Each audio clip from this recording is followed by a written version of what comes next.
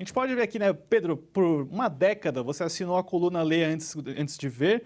Qual é o segredo do livro que inspira o cinema, né? Na sua experiência, o que faz com que uma obra literária clique, se transforma num grande sucesso que acaba gerando essa obsessão, fascínio das pessoas? Tem uma técnica do Chekhov, né? Antônio Chekhov, que é assim, mostre e não conte, né?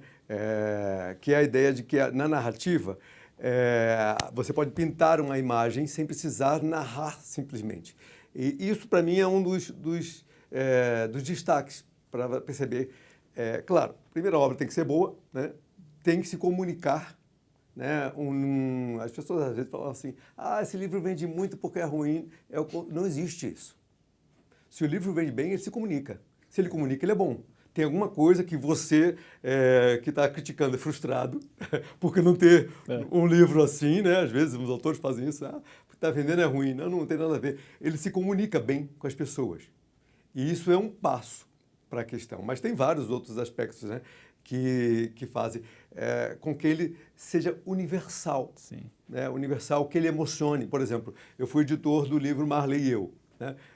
Até então, no Brasil, não havia um livro sobre o cachorro, um cachorro com personagem, que tivesse ido para alguma lista de mais vendidos. E permaneceu, acho que chegou a vender no Brasil, acho que em torno de 15 milhões de exemplares.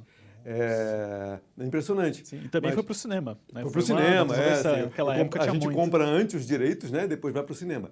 E a coisa que me impressionou, por exemplo, eu falei assim, eu sabia que o livro era bom. Eu gostava do livro quando eu comprei, quando eu adquiri os direitos e li sempre, antes de ser lançado até nos Estados Unidos. Mas quando eu vi um casal de revisores, já eram pessoas na faixa de uns 50 anos que estavam revisando o livro, era a terceira dupla de revisores fazendo aquilo. E disse assim, Pedro, me chamou num canto assim, a gente não conseguiu parar de chorar. Se emocionou, o livro é lindo. Eu falei, isso vai dar certo. Porque se comunicou com as pessoas, se conectou com a emoção profunda. Né? Então, esse é um dos Você diria que é a emoção. Então, você como editor, né, você tem que ter, né, o próprio nome da sua coluna, né, o Faro Editorial, tem que ter esse feeling, né, que vai vir. Assim, eu teve um outro autor que eu publiquei também, que é Nicholas Sparks. Sim. Depois virou uma fenômeno, série. né? Virou um fenômeno no Brasil e, assim, números também astronômicos e vários livros, né? O John Grogan, que é do Marley e Eu, foi um livro apenas que fez sucesso. Já o Nicholas Sparks, ele tinha uma série, porque o que ele fez? Ele reinventou um mito do conto de fadas, do Príncipe Encantado. Ele inventou, então, eu vou brincar com vocês aqui que estão assistindo, assim, um homem, uma mulher, uma doença.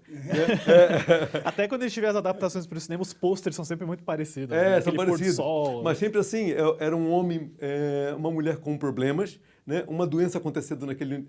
E aquele homem que é o novo Príncipe Encantado, disponível, capaz, forte para apoiar. Né? É a realização de uma fantasia. Sim. Então, ele desenvolveu isso, né, tempos atrás, e funcionou muito por, sei lá, 2 décadas.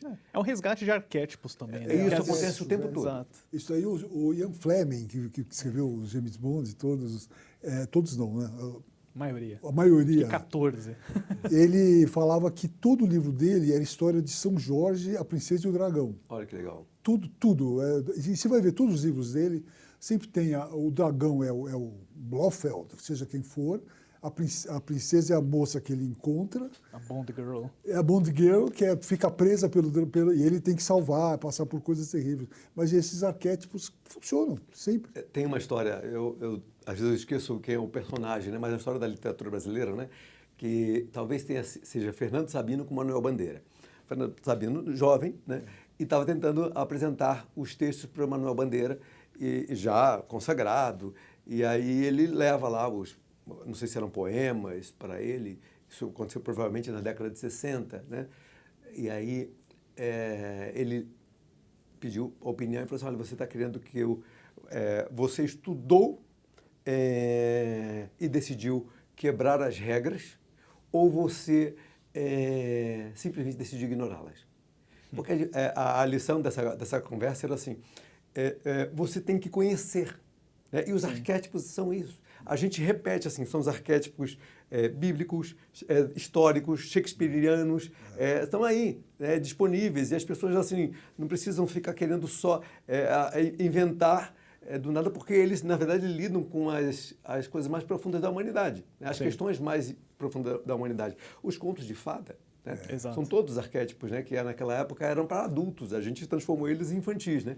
Recentemente, eu tive uma experiência muito interessante como editor, né, 32 anos, e eu tinha que trazer umas edições infantis desses contos de fadas.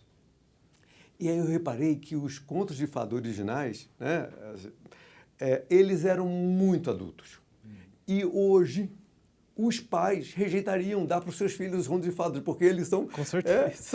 Eles são muito mais grotescos. Simba ou Marujo são agressivos, tem corte de cabeça, coisa Sim. assim. Então, a gente acaba, como editor, adaptando para a faixa etária e também para a época, né? É uma coisa que a gente vai poder falar aqui, que é essa coisa do timing da época. Né? Não, com certeza. E, né, Pedro, até aproveitando aí, né, sua experiência de marketing e gestão, como que, né, na sua opinião, o marketing ajuda a transformar o livro, né, nesse sucesso, assim, né? O marketing, obviamente, tem uma participação muito grande. Eu ia perguntar por aí também. A gente trabalhou muito tempo, né, no Conjunto Nacional. Então, todo dia que eu ia pegar o metrô, eu passava pela Drummond e, aquela coisa, o brasileiro não lê, a gente vê aquelas imagens tristes de o escritor assinando autógrafo para ninguém, assim, tem 2 pessoas na fila. Eu nunca vi um lançamento lá que não fosse um sucesso.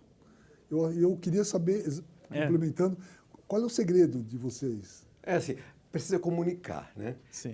Assim, hoje, o grande desafio do livro é as pessoas saberem que ele existe, né? Então, assim, no passado, um escritor precisava... Ele lançava um livro para ser conhecido. Hoje, ele precisa ser conhecido para ser lido. A história precisa ser viralizada, ter um buzz em cima disso, né? Um frisson e um desejo.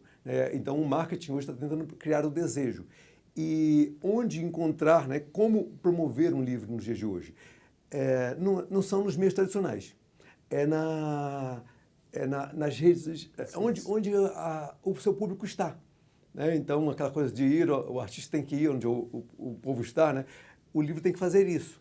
E tem que ir pela comunicação. Então, hoje, reels, booktuber, blogs, e cada hora inventam uma coisa nova, eu mesmo não consigo acompanhar. Então, eu fiquei até impressionado com aquele fenômeno do Clube do Livro do TikTok, né? Porque eles andam até resgatando livros que já tem um tempo, né? Os próprios da Colleen Hoover, igual aquele... Sim. É assim que acaba, assim né? Acaba. É o novo fenômeno agora, né? Essa escritora... E é uma reunião online, assim, né? O livro acho que é de 2016 e virou um sucesso. Por causa do filme. Por causa do filme. Então. Por causa do escândalo do filme. Também. Isso tudo ajuda, né? Sabe, escândalos ajudam bastante. Sim. Por exemplo, assim, aquela série Millennium, Os Homens que Não Amavam as Mulheres, Larsson, adoro. Foi um escândalo que fez a coisa vingar. Né? Vocês sabem, o autor tinha lançado sem nenhuma repercussão, teve que lançar na Inglaterra e não, acho que é Noruega, né? Na Suécia, sem nenhuma repercussão, inclusive foi, de certa forma, boicotado, né? Porque ali era uma espécie de Roman Clef, né? Uma história baseada na história real, que ele romanceava, e só depois que ele morre é que a coisa explode, porque vira um fato. Helena Ferrante é outro exemplo muito conhecido, assim, que a ideia de não saber quem é a autora transformou aquilo numa curiosidade. E isso acontece o tempo todo. Assim, às vezes, umas coisas que parecem assim, tão comezinhas, né, são as coisas que impulsionam, né, um livro. Então, esses fatos externos ajudam bastante.